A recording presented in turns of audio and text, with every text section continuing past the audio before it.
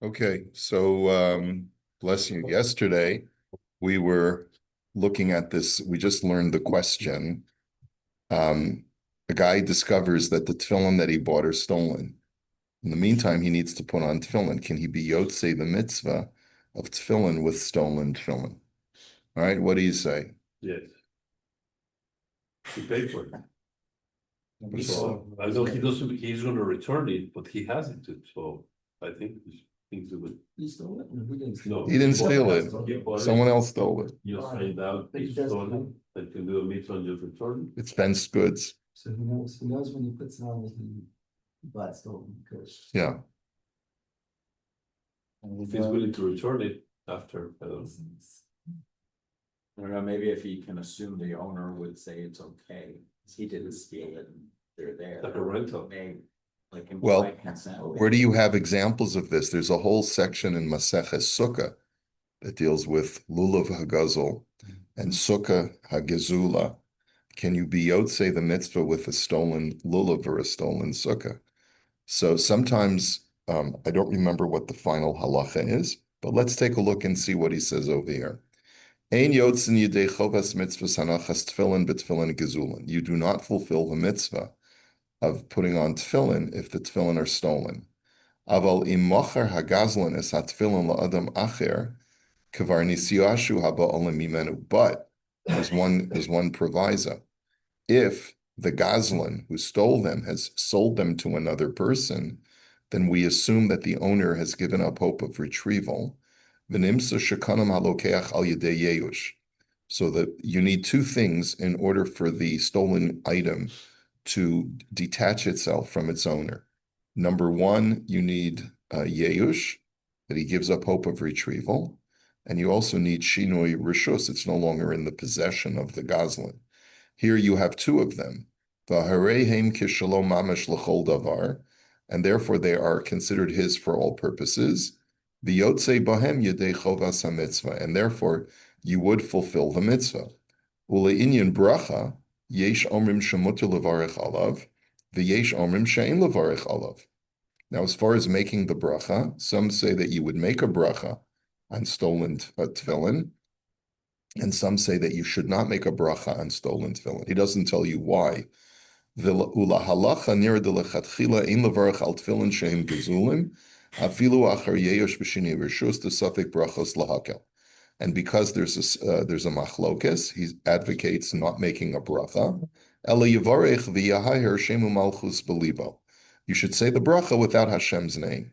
V'lachein adiv sheyashel mechavero tefillin v'yivarech aleihim lechatchila. So if your options are either put on this stolen pair of tefillin or to borrow tefillin from my friend, you're certainly better off borrowing your friend's tefillin, so then you know you can make a bracha. Another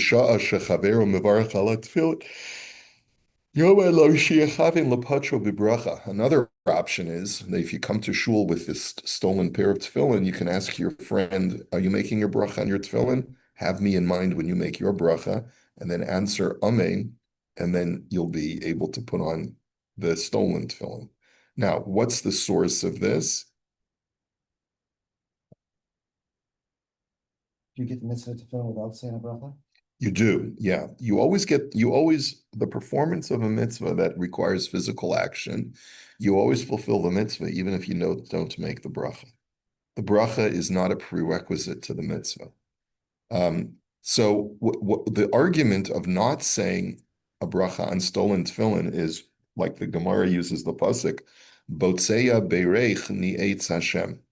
That when a stealer or a person who partakes in stolen goods blesses, he's really blaspheming. However,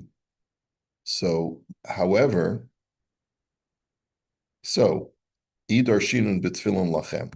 So the deliberation here is, does tefillin have to belong to you in order to be able to fulfill the mitzvah?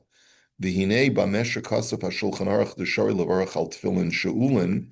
He says that Shulchan Aruch allows you to make a bracha on borrowed tefillin. Sarich biur ma bola hashmiyenu. So what is that coming to teach us? Darei pashut kevin sheshol midas chaver sheyachol levarich. Isn't that obvious that you can make a bracha on someone else's tefillin. V'shema asa lahashmi'enu kevin dichsiv b'tefillin v'haya lechalaos al yadecha. The Torah says it shall be for you a sign. In Parshas Bo, it says it shall be for you a sign. So hava amina dumya delulav dichsiv ulakachtem lachem mishalachem. I might think that just like by a lulav that's stolen, you cannot fulfill the mitzvah because the Torah says ulakachtem lachem, it must be yours, and something that's stolen is not yours. So to here, it has to belong to you. Ve'enu yotze b'shol b'yom harishon, and therefore we know that there's a difference between the first day of Sukkot and all the subsequent days of Sukkot. If you don't have your own lulav and esrog on the first day of Sukkot, the only way you can be yotze the mitzvah is if your friend gives it to you temporarily as a matana, as a gift, where you actually make a kinyan and you acquire it for yourself. Why? Because the Torah uses the language ulakachtem lachem. You have to take it for yourself. Even borrowed isn't good enough. Even borrows isn't good enough. So if we derive that from the word lachem, for you, we should also derive it from the word lecha, v'haya lecha laot. It shall be for you as a sign. And so the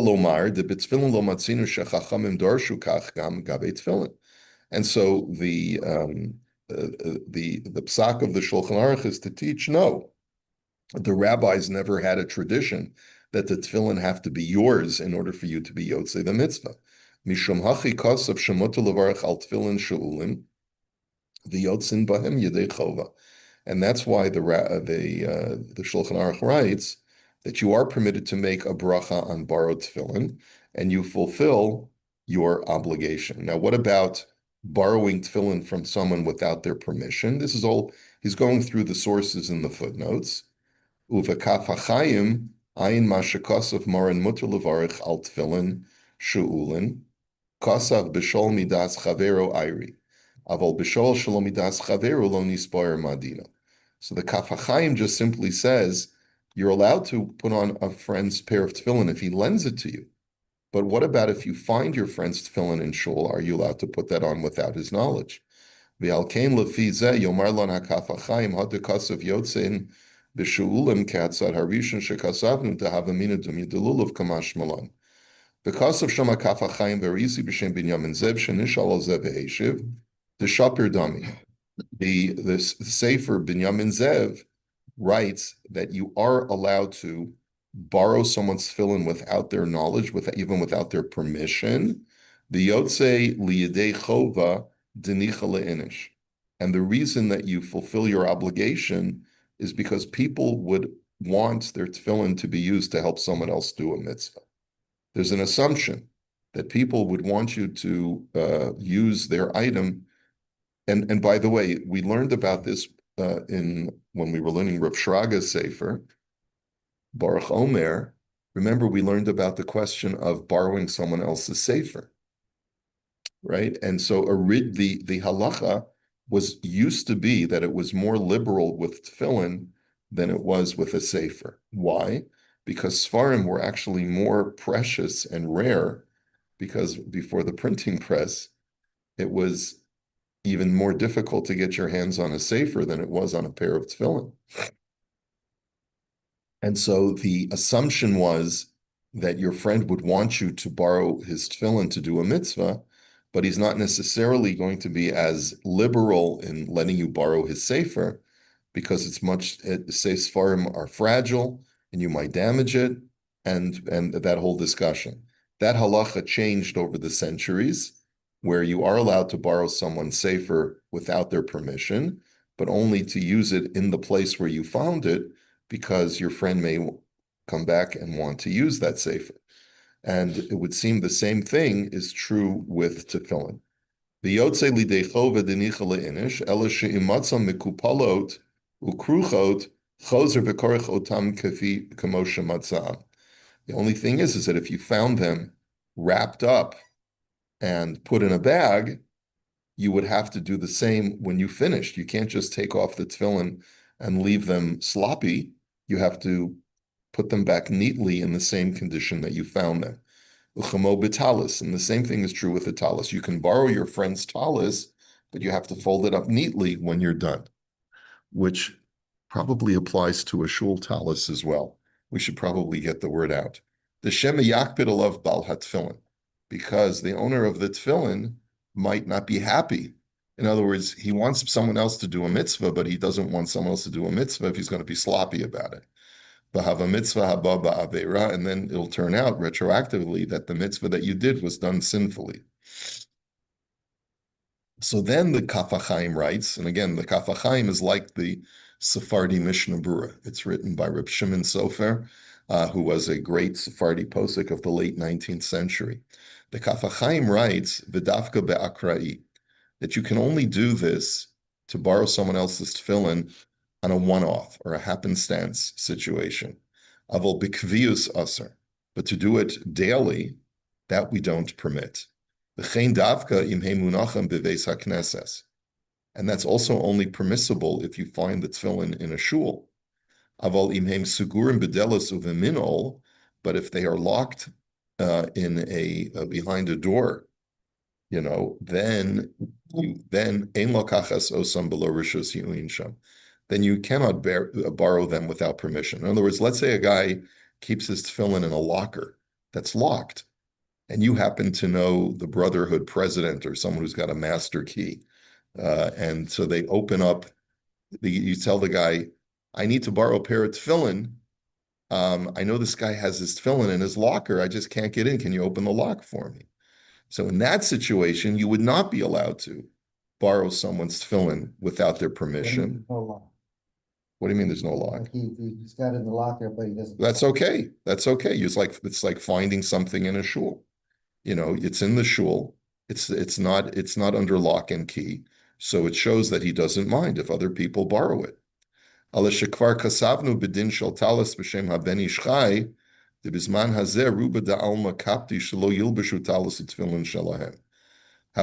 Kaf HaChaim says that was only back then. Today, a large number of people, if not most people, don't want people borrowing their talis and tefillin.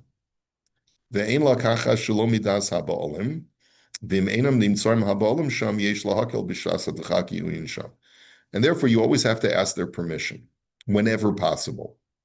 If it's not possible, because you come into, you just flew in, you get to the synagogue, it's 10 a.m., no one's in the building that you can borrow from, but you see all of these tefillin sets, talis and tefillin on the tables, in the cabinets, and so forth. Bishas hadachak, in a dire situation where you have no other access to talis and tefillin, you're allowed to borrow talis and tefillin even without asking. But certainly, lechatchila, you should always ask permission. So that's the halacha about borrowing tefillin. This borrowing tefillin is not stealing tefillin. You're only borrowing it with the intention of leaving it where you found it. Now, that's all as far as, so now let's continue. V'hinei le'inyan bracha, shekasav maran she'en levarach al gezulim. Now, the Shulchan Aruch also paskins that you're not supposed to make a bracha on stolen tefillin. Kasu ha'achronim hevim Mishnah Berurah v'kaf HaChaim shamatam. What's the reason? Davi mitzvah haba ba'aveira, that it's a mitzvah that is being fulfilled through an aveira. Va'afilu achar yeush, because even though the owner has given up hope, and we assume that the buyer has acquired them, but still the mitzvah was, your ability to fulfill a mitzvah was only done through the performance of a crime. Va'afilu b'di'evid lokia mitzvahs tefillah. So tefillin, if the person who stole them himself is trying to put them on, he cannot fulfill the mitzvah of tefillin. Not because of any scriptural passage that the tefillin has to belong to you, but because of a logical principle that is brought in Chazal. Any mitzvah that is only accomplished through sin is not a mitzvah. Ach im machar tefillin la'acher yeush. However, if you sold the tefillin and the owner, we can assume, has given up hope of retrieval, then das hamagin Avram b'machlit sisa shekel, the yuchal hasheni levarich lidei haviyeush v'shni rishus. So the Magin Avram and the Machatzi Shekel, two very prominent commentaries, paskin that you could make a bracha. because the tefillin has already changed ownership. Achein Rabbeinu Hataz v'Hagra b'simin zeh kasu behedra debechol gavna asu levaret. But the Taz and the Gra say that you cannot make a bracha. Even though from the Gra it seems like you are Yotze. But the reason is that you can't make a bracha is because of that pasuk which says that when something is ill-gotten, or it comes to your possession through ill-gotten action, right? So then, botzei berich. If a person is a robber and tries to make a bracha, he is blaspheming. Because even though you were an innocent bystander, you had no idea that you were purchasing stolen tefillin, but at the end of the day, your act of purchase causes the tefillin to leave the possession of its rightful owner and come into your possession. And therefore, we don't want you to make a bracha on it. So it's actually a machlokas between the Magen Avram and the Taz, machlokas between the Machatzis HaShekel and the Gra. Now, v'hinei. Rabbi, Yeah. what's the story with, they looted, Sefer Torahs and tefillin and stuff from shores, let's say the Nazis or whatever took it, and then they Yeah. obviously stole them. Sure. Then you get it back. Somebody gets it back, but it doesn't belong to you. It belonged to some shul or somebody else. What about making a bracha on all those things? Right. So the question then becomes, what if the owners are no longer alive? The rightful owner would be the heirs of those people. So then you have to divide it into two, right? Are there heirs or are there no heirs? If there are no heirs, it could be that the best thing to do with these would be just to bury them. Or maybe we could say, let somebody else use them if the original owner wasn't able to use them and they were stolen by terrorists, and you're better off using them instead of disgracing them or burying them. So that's a legitimate question. You don't have to go to the Nazis though. I mean, there used to be theft rings of Sifrei Torah back, a couple of decades ago. People were stealing Sifrei Torah. I'd like to think that it's no longer taking place, but you do have to be vigilant, and that's why we insure all of our Sifrei Torah, not only against loss, but against theft. In a Holocaust scenario, Yeah, probably if they found a pair of tefillin, everybody is probably lining up to want to use them and likely say bracha. not necessarily. Not necessarily. I mean, yeah, you're right. I mean, I would think that, if you found a pair of tefillin in the concentration camp, that would be the case. But what if the Nazis just raided someone's home and confiscated all the goods and put them in a warehouse somewhere? And then 10 years later, they're like in the 1950s or 60s, they find a whole bunch of cataloged goods because the Nazis did that. They cataloged everything. They were planning to create a Jewish museum, that, the Nazis. They had all of these artifacts that they were going to put on display to show the ancient lost civilization of the Jews. Right. And that's why a lot of Jews are against museums in general, because Goyim make museums to commemorate what was lost. Judaism is a living religion, right? But in any event, I'm not sure if that would change the halacha or not. Logically you would want to assume that would change the halacha.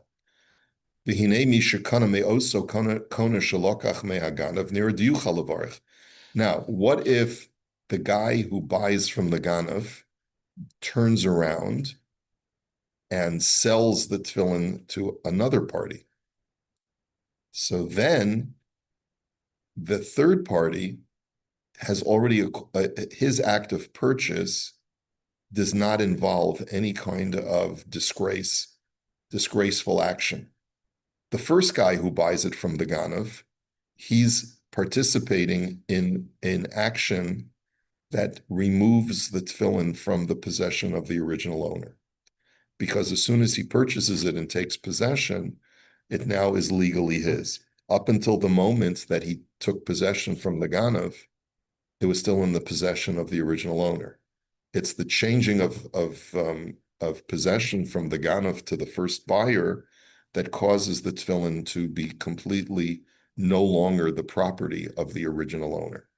So therefore, the argument for him not to make a bracha is, even though he had no idea what he was doing, he still has participated, so to speak, in the deprivation of these tefillin from its original owner. But what if a second buyer were to buy the tefillin when it's already no longer in the possession of the original owner? Then it would seem that he could make a bracha, v'chein kasav ha-Mishnah Berurah. And that's the Mishnah Berurah's opinion. Shekain matzah b'damesek Eliezer, v'kaf ha'chaim kasav she'en levarach al shum mitzvah deoraisa haba minhagaz l'kaf ha'chaim disagrees. And he says you should not make a bracha on any biblical mitzvah that you acquired through theft, even if it was through a series of a chain. Afal pi diika yeyosh v'shinoi maisa, o yeyosh v'shinoi rishos, elam ken yesafik ima yeyosh v'hashinoi, du'ulai ena gezula u'che'ahida avan kari ye'uyin sham. Unless it's a case where you cannot verify whether or not it was stolen. In other words, let's say you find a pair of tefillin from a Nazi concentration camp. Do we know that it was stolen tefillin? Maybe the original owner who was exterminated brought them with him and it wasn't stolen tefillin. So then in that kind of situation, we would allow you to make a bracha because I guess it's like a svek sveka, and therefore you could make a bracha. Okay. All right, so If you're not sure, it's not as because you can say the bracha if you're not sure. Only if it's 100% stolen, you cannot say bracha. that is correct. That is correct. So what do you do with them? You have to put them in chains? They got no utility. Well, I guess the first course of action would be to try find the original owner. And I guess only if you can't find the original owner, then maybe you could give them to a shul, and the shul might be able to use them.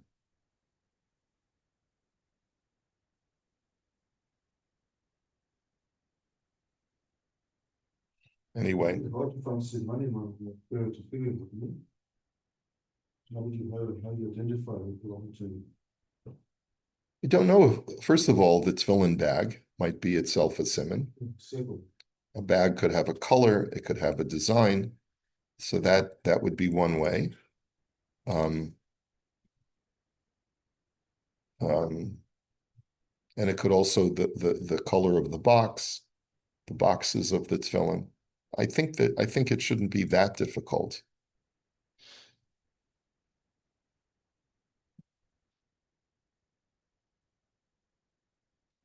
Okay.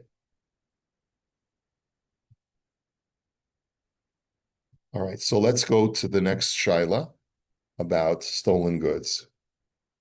Ein hagazlin koina b'shinoi hachozer lekadmuso. So here's the next shaila. Kaimalan de'im nishtansa hagzela biad hagazlin konas hagzela. So there are two ways that a stolen item leaves the possession of the original owner.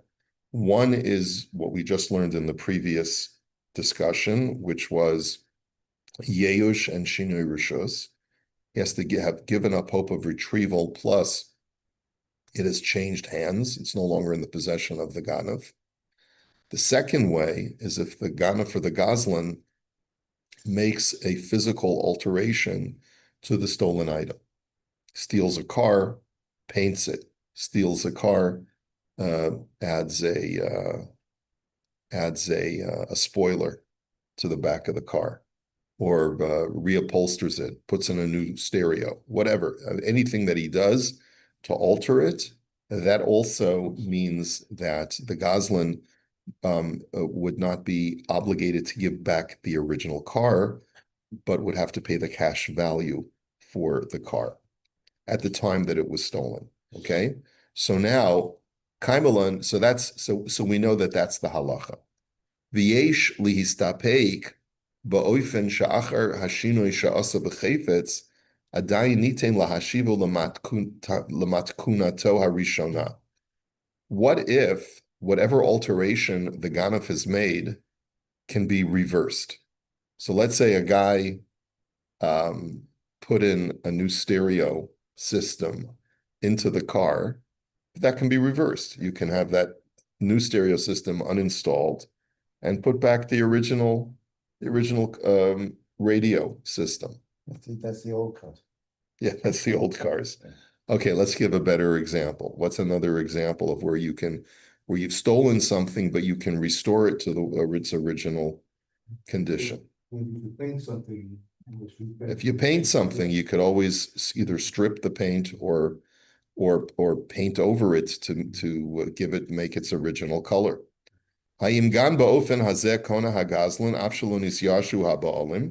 So do we still say that the gazlan has been kaina by making an alteration, or do we say no, that the alteration is reversible, and therefore he hasn't been kona, even when the owner has not given up hope?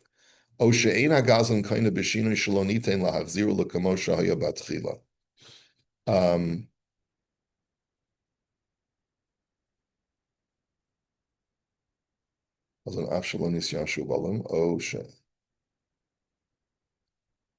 we say, I think there's a typo here, it should read nitain lahachzir l'kamo shahaya batchila. Or would we say that the gazlan is not koina? So tshuva, hagazlan koina sagzela dafka b'shinoi shelo nitan lahachziro l'kamo shahaya b'sha'as hagzela. So the answer is the gazlan can only acquire a stolen item through alteration when that alteration cannot be reversed.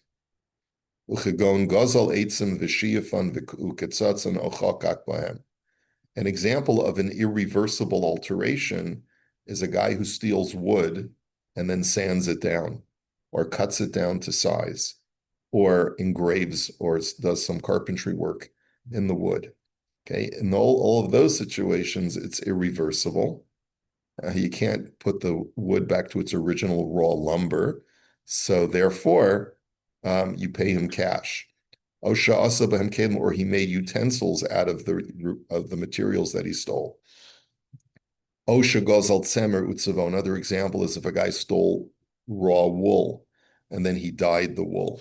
Okay, or he I'm not sure what the word is again, when you beat the wool in order to process it into proper usable wool for making threads. Or if a person stole rocks and grinded the rocks into sand or dirt. Or he put the rocks into a building, into a structure. Omaos, the hetichan, or if a guy steals gold coins or silver coins and then melts them down. Hareze shinoi biyado. So then he's created a physical alteration that is irreversible. Shim yaseh maos acheros panim chadashos ein v'chein kol kayotze bazeh. Even if, let's say, he melts down gold coins and then mints new coins out of the old coins, and they look identical to the coins that he stole, that's not the original coins. That's not called reversing the alteration. You're just replicating the original item, but it's not the same item.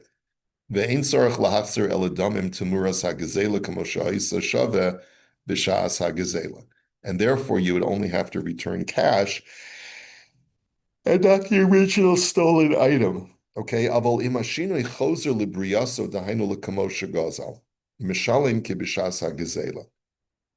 if it's a completely reversible kind of change, right? So then you would have to give him back the original item as it was when you stole it.